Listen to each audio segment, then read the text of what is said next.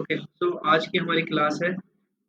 हम इसमें जो टॉपिक कवर करेंगे Amazon fees, revenue calculator, Amazon की सेलिंग फ़ीस कि अमेज़न की सेलिंग फ़ीस कितनी है और अमेज़न की रेफरल फ़ीस क्या होती है, सेलिंग फ़ीस क्या होती है, एफबीए और एफबीएम की शिपिंग सेटिंग कैसे होती है, इनवॉइसेस कैसे वर्क कर रही होती हैं, लेटर ऑफ ऑथराइज़ेशन क्या होता है। चलिए स्टार्ट करते हैं सबसे पहले अमेज़न फ़ीस की। जिस तरह अमेज़न की एफबीए फ़ीस होती है, फिर अमेज़न की रेफरल फ़ीस होती है, अमेज़न की स्टोरेज फ़ीसेस होती हैं, तो अभी हम बात करते हैं रेफरल फ़ीस की। रेफरल फ़ीस क्या होती है? रेफरल फ़ीस होती है आप कोई भी एक प्रोडक्ट अमेज़न के ऊपर सेल करते हैं, तो उसकी सेलिंग की अमेज़न एक फ़ीस है जो वो आपसे चार्ज करता है, जिसको हम अमेज़न की रेफरल फ़ीस बोलते हैं। अब रेफरल फ़ीस देखने के लिए हम क्या करते हैं, यहाँ पे जाते हैं, यहाँ पे जाके हमने सर्च किया रेफरल फ़ी और यहाँ पे एक ऑप्शन आ गया selling on Amazon fee schedule. जैसे ही हम यहाँ पे क्लिक करते हैं, तो अमेज़न यहाँ पे बताता है कि अमेज़न की सेलिंग फ़ीस क्या-क्या है, कैसे-कैसे वर्क कर रही है। ठीक है? तो यहाँ पे अमेज़न बता रहा है कि अमेज़न की जो यूएई का हमारी मार्केट इस वक़्त ओपन है, इसकी जो सेलिंग फ़ीस बनती है वो 0 है, कोई भी इसकी सब्सक्रिप्शन फ़ीस नहीं है। तो यहाँ तक हम हमें क्लियर हो गया। उसके बाद हम नीचे आ जाते हैं, हम देखते हैं कि अमेज़न जो है वो रेफरल फ़ीस क्या है। रेफरल फ़ीस मैंने बताया कि कोई भी 1 यूनिट आप सेल करते हैं उसमें अमेज़न अपनी रेफरल फ़ीस लेता है। सेलर पे a referral fee on each item sold. Item in some categories have per item minimum referral fees as listed below. Seller pay the greater of the referral fee or the per item minimum referral fee. फिर यहाँ पे वो बता रहा है कि referral fees क्या-क्या चीज़ें हैं, किन-किन चीज़ों पे। यहाँ पूरा शेड्यूल बता रहा है कि ये जो इफेक्टिव है अगस्त 1 2024 से है रेफरल फीस। उसमें क्या-क्या है, यहाँ पे कैटेगरीज़ आ जाती हैं। यहाँ पे रेफरल फी की परसेंटेज आती है, कितनी परसेंटेज चार्ज कर रहा है अमेज़न और यहाँ पे मिनिमम कितना ले रहा है। अप्रैल में अमेज़न चार्ज करता है आपसे 15% और मिनिमम जो फीस चार्ज करता है वो 1 दिरहम करता है।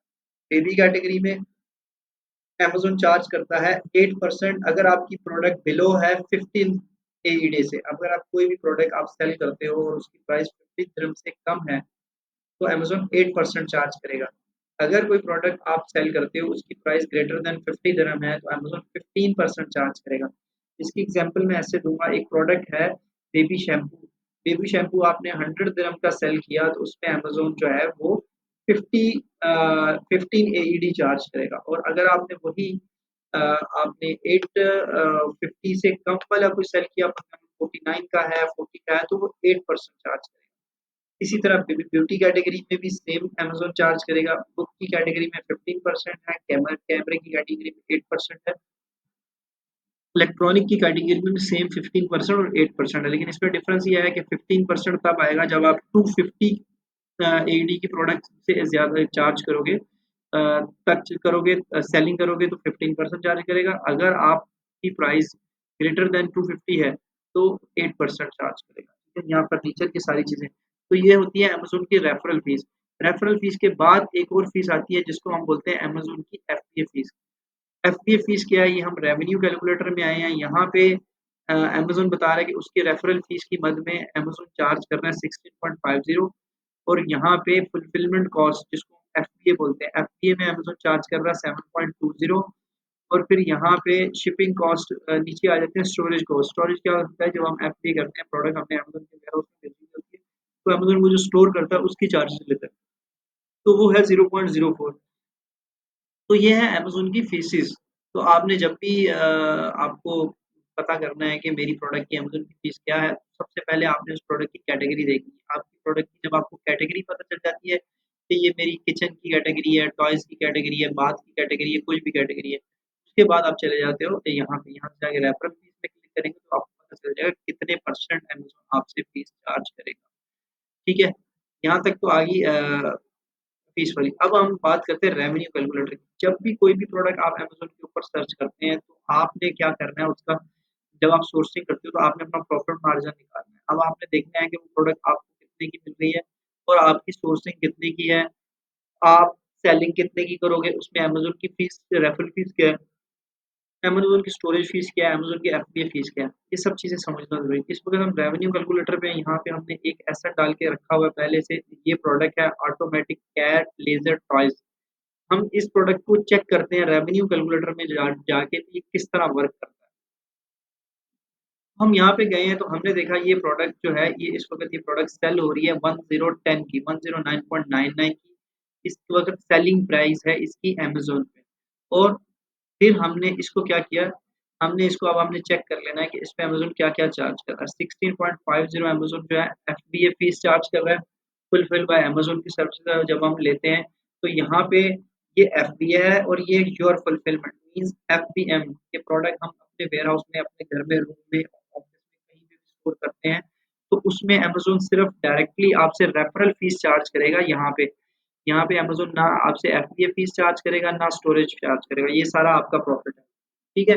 तो यहाँ पे हमने देख लिया कि 109.99 की है, तो फिर हमने यहाँ से देखने के बाद हमने प्रोडक्ट की कॉस्ट लगानी है। ठीक है? फॉर एग्ज़ाम्पल हम कहते हैं कि ये प्रोडक्ट हमने अभी अलीबाबा से चेक भी किया, ये प्रोडक्ट की कॉस्ट हमें पड़ती है 26 की। 26 फॉर एग्ज़ाम्पल हम कहते हैं 30 पीसेस की हमें इसकी कॉस्ट है और हम इसके ऊपर 15 दिरहम जो है वो हम इसके ऊपर पर आइटम के ऊपर या 15 रियाल हम इस पे लगा लेते हैं इसकी शिपिंग कॉस्ट।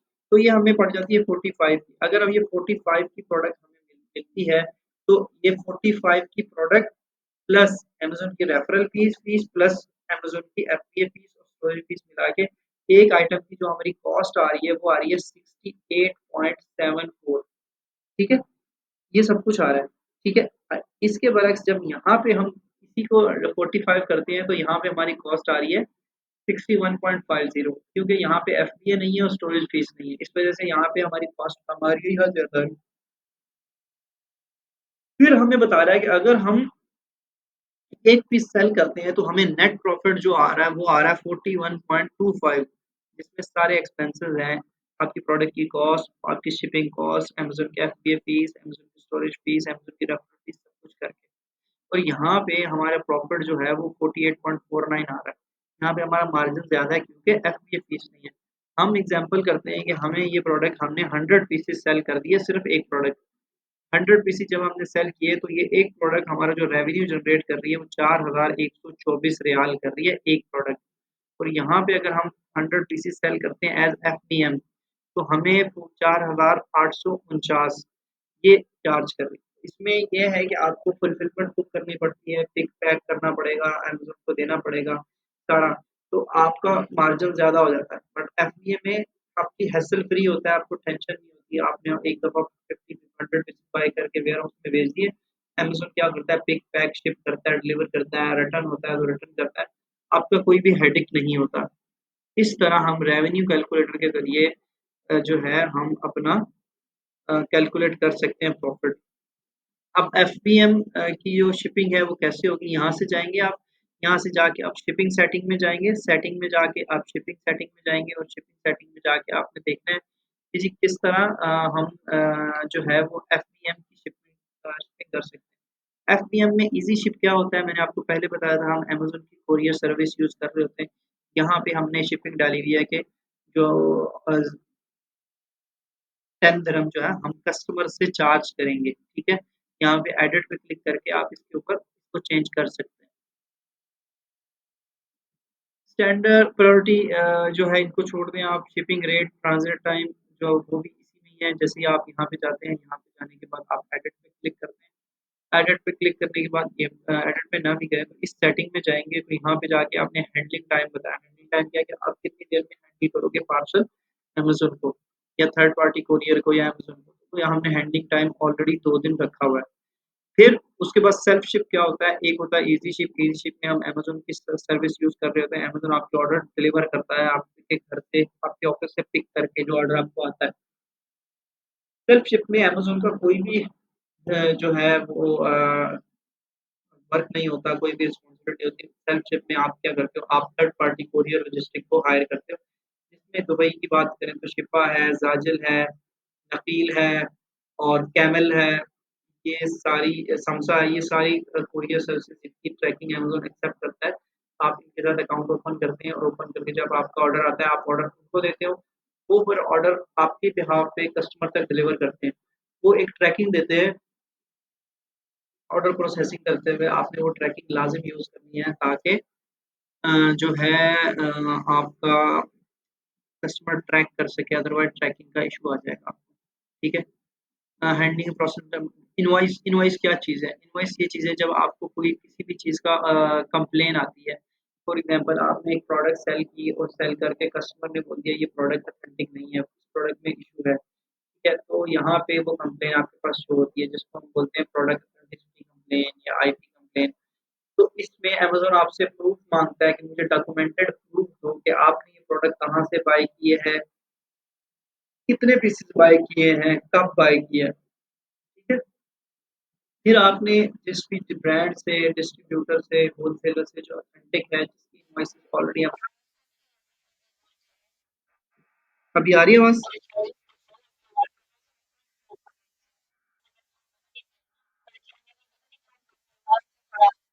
मैं मैं अच्छा, इसमें क्या होता है कि आप क्या करते हो जब भी आप आपको कोई कंप्लेन आती है, आपको फॉर एग्ज़ाम्पल आपने प्रोडक्ट सेल की, सेल करने के बाद कस्टमर ने कंप्लेन कर दी कि ये प्रोडक्ट सेम नहीं है या प्रोडक्ट डिफरेंट है, तो वो आपके पास जो है ऑथेंटिसिटी कंप्लेन आ जाती है कि प्रोडक्ट ऑथेंटिक नहीं है।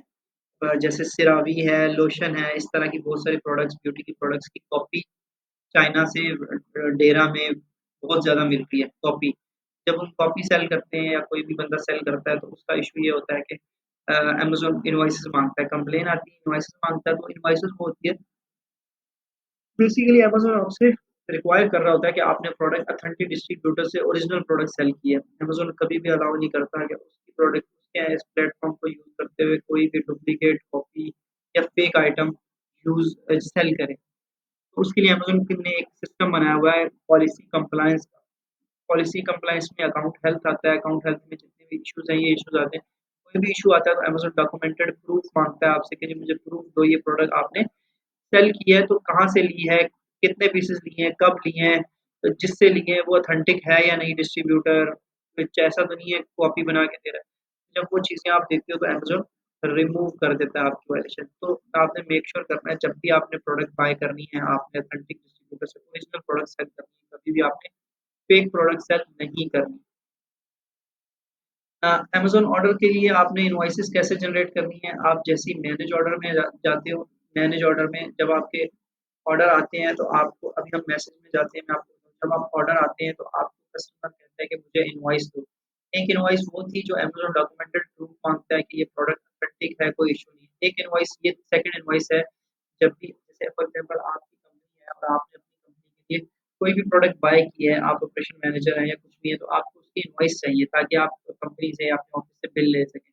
तो उस इनवॉइस को हम ये सिंपल इनवॉइस है जब कोई भी फॉर एग्ज़ाम्पल हमने प्रिंटर बाय किया तो हम बोलते हैं इनवॉइस दे दें। ये वो इनवॉइस है जिसमें कस्टमर का नाम आएगा, कस्टमर की ऑर्डर आईडी आएगी, ऑर्डर कब प्लेस किया वो डेट आएगी और प्रोडक्ट का नेम आएगा, उसकी क्वांटिटी आएगी और आपकी ग्रॉस अमाउंट आएगी यहाँ पे।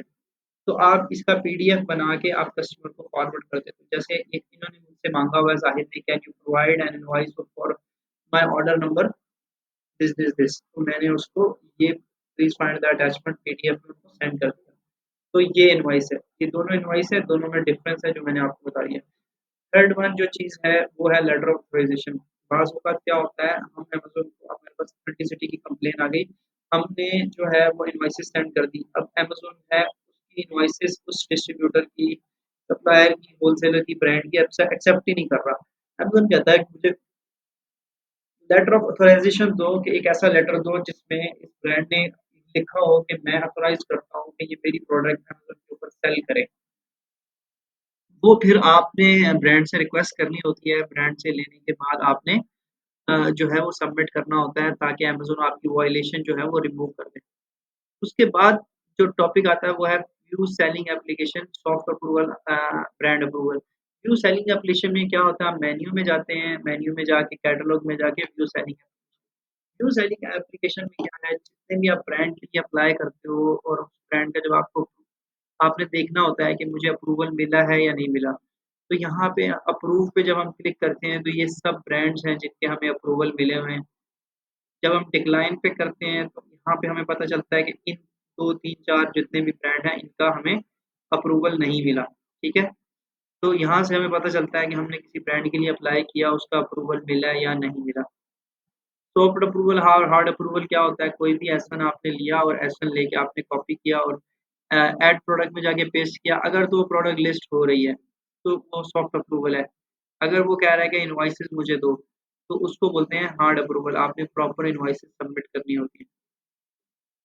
डीलिंग विद रिजेक्शन रीअप्लाइंग में आपने ये है कि अगर आपका नहीं हो रहा तो फिर आप ऐसी प्रोडक्ट लिस्ट मत करें, फिर वो बाद में आपके लिए इशू इशू बन सकता है। इनवॉइस क्रिएशन ये आपके लिए नहीं है, क्योंकि ये जो है उनके लिए है जो आपका सप्लायर डिस्ट्रीब्यूटर है, बट आप उनको गाइड कर सकते हो कि जी ये मेरी ईमेल है, ये आपने इनवॉइस में डालनी है, ये मेरा स्टोर का नेम डालना है, ये डेट डालनी है, इतने पीसेस डालने हैं, ये प्रोडक्ट का नाम डालना है। तो आपने इस तरह इनवॉइस उनसे क्रिएट करवा लेनी है और प्रॉपर साइन एंड स्टैम्प के साथ स्कैन करके आपने अपलोड कर देनी है सेलर सेंट्रल में। ठीक है? तो आपने बहुत ध्यान से ये सारी चीज़ें करनी है अगर आपको भी है। अच्छा, गूगल ऑथेंटिकेटर क्या है? जैसे हम कोई भी लॉगिन करते हैं तो हमें ओटीपी चाहिए होता है, ठीक है? ऑथेंटिकेटर एक ऐप है जो आप आईओएस से भी डाउनलोड कर सकते हैं और प्ले स्टोर से भी डाउनलोड कर सकते हैं। इससे क्या कहते हैं, enhancing security by requiring a second form of verification in addition to a password. तो आपको बार-बार पासवर्ड लगाने की या उसकी ज़रूरत नहीं होती कि आप ओटीपी मोबाइल से डालो। बस वक़्त मैं जैसे अभी पाकिस्तान में हूँ और मेरे पास सऊदी का नंबर पे मैसेज नहीं आ रहा या यूएई का या यूके, तो मेरे क्या होता है, मैं ऑथेंटिकेटर किया होता है कि मैं दुनिया में कहीं पे भी मूव कर रहा हूँ, तो मुझे मैंने कोई अकाउंट अगर लॉगिन करना है और मुझे उसके लिए ओटीपी चाहिए, तो वो ओटीपी बजाय मेरे नंबर पे आने के मेरा ऑथेंटिकेटर पे आ जाए, गूगल ऑथेंटिकेटर। मैंने ऑथेंटिकेटर को अपने नंबर के साथ कनेक्ट किया हुआ है, तो जितने भी ओटीपी कोड आएँगे वो मेरे गूगल ऑथेंटिकेटर एप्लीकेशन में आएँगे। अच्छा, इसको आपने देख लेना, ये एवरी जो है 30 सेकंड के बाद कोड चेंज हो जाता है, एक यूनिक आता है, ठीक है? तो आपने जैसे ही आपके पास कोड आएगा, आपने सेम टाइम में कोड लगाना है। अच्छा, चाइल्ड एक्सेस क्या है? चाइल्ड एक्सेस क्या होता है कि हम जैसे एक ही लैपटॉप में हम मल्टीपल अमेज़न के अकाउंट्स ओपन नहीं कर सकते। जैसे हमने यूके का कर लिया, यूएसए का कर लिया, जब आईपी रिफ्लेक्ट होती है, आईपी जो है मैच होती है, तो अमेज़न क्या करता है, सब अकाउंट बंद कर देता है, डीएक्टिवेट कर देता है। अमेज़न को कहता है कि ऐसी कोई इल्लीगल एक्टिविटी हो रही है, सस्पिशियस एक्टिविटी हो रही है, कि जी ये एक ही आईपी के ऊपर इतने अकाउंट कैसे चल सकते हैं, ऑटोमैटिकली वो बंद। तो उसका सॉल्यूशन क्या है? उसका सॉल्यूशन है child access. Child access basically क्या होती है, यहाँ पे हम देख लेते हैं। Child access on Amazon refer to giving a child और family member limited access to an account, typically through Amazon's household feature. For example मैं हूँ एक अकाउंट का ओनर हूँ और मुझे अपना वर्चुअल असिस्टेंट हायर किया है मैंने और मुझे उसको देना है अपने अकाउंट, तो मैं मेन एक्सेस नहीं दूँगा, मैं उसको क्या करूँगा, सेटिंग में जाके वहाँ पे चाइल्ड एक्सेस वो कहाँ से देना है ये भी देख लें आप। आप सेटिंग में जाएँगे, सेटिंग में जाके आप यूज़र परमिशन पे जाएँगे। यूज़र परमिशन पे जाके सिंपल आपने उसका जिसको चाइल्ड एक्सेस देना है उसको आपने अपना ईमेल उनका डाल के नेक्स्ट जो है इन्विटेशन सेंड करना है। जैसे ही इन्विटेशन उनके पास जाएगा वो अपनी ईमेल में जाके उनको एक्सेप्ट करेंगे। एक्सेप्ट करने के बाद आप दोबारा यहाँ पे जाएँगे तो उनकी शो हो रहेगा उनका यूज़र।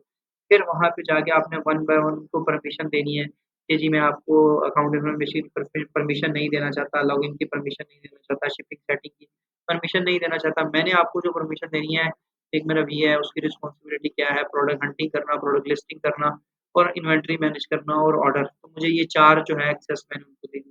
तो आप लिमिटेड एक्सेस भी दे सकते हैं, आप फुल एक्सेस भी दे सकते हैं, ये आपके ऊपर है। फिर आपने जो है वो किस तरह कोरियर सर्विस यूज़ करनी है। फॉर एग्ज़ाम्पल आप दुबई में हैं, आपका एक अकाउंट केएसए में ओपन किया हुआ है, तो आपने वहाँ से प्रोडक्ट डिलीवर करनी है फ्रॉम दुबई टू केएसए। तो उसके लिए क्या है, थर्ड पार्टी लॉजिस्टिक कंपनीज़ हैं जो बाय एयर भी करती हैं, बाय रोड भी करती हैं आपकी प्रोडक्ट डिलीवर।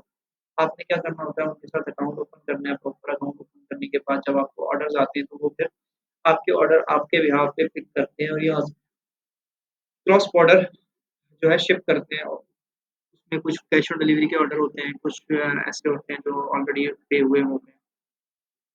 तो ये चीज़ें हैं। यहाँ तक आपको चीज़ों की कुछ क्लैरिटी होपफुली हो गई होगी। फिर भी मैं एक चीज़ आपको और यहाँ पे समझा देता हूँ। एक मार्केट प्लेस है जो हमने अगर अभी तक नहीं की, तो वो है अमेज़न यूएसए। अब अमेज़न यूएसए की मार्केट प्लेस कैसी है, ये थोड़ी-सी डिफरेंट है केएसए की मार्केट प्लेस से, यूएई की मार्केट प्लेस से। केएफसी और यूएई की मार्केट प्लेस है, ये इमर्जिंग मार्केट है, आपको पता है। इनमें अमेज़न के रिस्ट्रिक्शन इतनी ज़्यादा नहीं है, कॉम्पिटिशन इतना ज़्यादा नहीं है, प्रोडक्ट में मार्जिन्स अच्छे हैं। जबकि अब दूसरी तरफ बात करें, तो हम यूएसए की बात करें, यूएसए में मार्जिन बहुत ज़्यादा हैं, बहुत ज़्यादा जो है वो इस वक़्त सेलर सेल कर रहा है। तो यहाँ पे अगर हम सिंपल देखें कि इस वक़्त हम अगर हम यूएई का कोई भी बेस्ट सेलर की प्रोडक्ट निकाल लेंगे, तो हमें दूर-दूर तक शायद कोई 1000 पीसेस सोल्ड लास्ट मंथ कोई जो है वो प्रोडक्ट मिले। जबकि जब हम अमेज़न यूएस को ओपन करते हैं, तो हर दूसरी-तीसरी प्रोडक्ट हमें मिल रही होती है 4000 pieces sold past month, 5000 pieces sold past month, 10,000 pieces sold past month। ठीक है? ये एक बहुत नॉर्मल बात है जो आपको क्यों? क्योंकि अमेज़न यूएस की मार्केट बहुत बड़ी मार्केट प्लेस है और यूएई, केएसए और जीसीसी की जितनी भी मार्केट प्लेस है उनकी निस्बत तो यहाँ से जब आपने प्रोडक्ट को हंट करना है तो उसको बहुत प्रॉपरली लेके चलना है। फॉर एग्ज़ाम्पल आप अमेज़न यूएस में काम कर रहे हैं और आपने ये ब्रांड है आपके सामने, आपने इस ब्रांड का अप्रूवल लेना है, तो आपने कैसे अप्रूवल लेना है? आपको अप्रूवल लेने के लिए जैसे हम यूएई और केएसए में बहुत ज़्यादा ब्रांड्स नहीं है, होलसेल इतना ज़्यादा सक्सेसफुल नहीं है, उसकी निस्बत यूएस में जो ई-कॉमर्स में जब हम बात करते हैं होलसेल की जो होलसेल ब्रांड अप्रूवल बहुत अच्छा काम है जिसमें बहुत अच्छा आप रेवेन्यू जनरेट कर सकते हो। उसके लिए आपने करना क्या है? वो आप उसके लिए आपने ब्रांड फाइंड करनी है। फॉर एग्ज़ाम्पल हम यहाँ पे जाते हैं मैप पे, मुझे मेरा टारगेट ये है कि मैंने जो है नेक्स्ट 30 डेज़ में 1500 ब्रांड को अप्रोच करना है, मैंने ट्राई करना है कि मुझे वो ब्रांड मिल जाएँ। तो हम यहाँ पे जाते हैं, हम पहले हम अगर हम यूके में काम यूएसए में काम कर रहे हैं, तो हमने सबसे पहले न्यूयॉर्क कोई भी सिटी टाइप किया। न्यूयॉर्क में टाप टाइप करने के बाद हमें मैप ले आएगा न्यूयॉर्क में, उसके बाद हमने इसको यहाँ से रिमूव करने के बाद यहाँ पे हमने लिख लेना है कि हमने क्या सेल करना है। तो हमने यहाँ पे कर लिया बात अ, kitchen kitchen distributor, okay? Kitchen की कैटेगरी के जितने भी डिस्ट्रीब्यूटर यूएसए में हैं, वो मुझे चाहिए। तो यहाँ पे स्पॉन्सर ऐड भी जो रन किए हुए हैं Khalsa kitchen and bar designer okay. तो यहाँ पे बहुत सारी आ जाएँगी। अब हम किचन के अलावा हम टॉयज़ में कर लेते हैं, ज़्यादा बेहतर है टॉयज़ डिस्ट्रीब्यूटर इन यूएसए। जैसे हमने टॉयज़ डिस्ट्रीब्यूटर इन यूएसए किया, तो यहाँ पे add 888 lots, okay, my plastic hurt ये सब डिस्ट्रीब्यूटर हैं जो यूएसए में जो है वो टॉयज़ की सप्लाई दे रहे हैं। आपने क्या करना है, आपने वन बाय वन इनको ओपन करना है, ये होलसेलर है, उसका फ़ोन नंबर भी आ रहा है, उसकी आ रहा है कि क्या-क्या डिटेल आपने वन बाय वन सबको ओपन करना है। ओपन करने के बाद आपने इनसे कॉन्टैक्ट करना है। कॉन्टैक्ट करने के जो मेथड है उनमें सबसे पहला मेथड है आपने उनको ईमेल करनी है। ईमेल जब भी आपने करनी है उनको प्रोफ़ेशनल वे में प्रोफ़ेशनल ईमेल से करनी है, अपनी ईमेल से नहीं करनी है। ऐसी ईमेल से नहीं करनी है जिसका है ahmed123@gmail.com ऐसी नहीं होनी चाहिए। या अहमद परदेसी 123 इस तरह की कोई भी आपने ईमेल यूज़ नहीं प्रोफ़ेशनल ईमेल आपने लेनी है। लेने के बाद आपने उनको पहले ईमेल करनी है। ईमेल के लिए आपको आप चैट जीपीटी पे जाएँ, चैट जीपीटी जाके एक कमांड लिखेंगे, मैंने ब्रांड से या डिस्ट्रीब्यूटर होलसेलर से कॉन्टैक्ट कि मुझे जो है आपके ब्रांड का अप्रूवल चाहिए, मैं आप प्रोडक्ट्स अमेज़न पे सेल करना चाह रहा हूँ। वो आपको एक फॉर्मेट बना के देगा, आप उसको फॉर्मेट को कॉपी पेस्ट करें, ईमेल करें प्रोफेशनली पहला काम ये है ईमेल करना। सेकंड काम जो है वो आपने करना है वो आप ये करना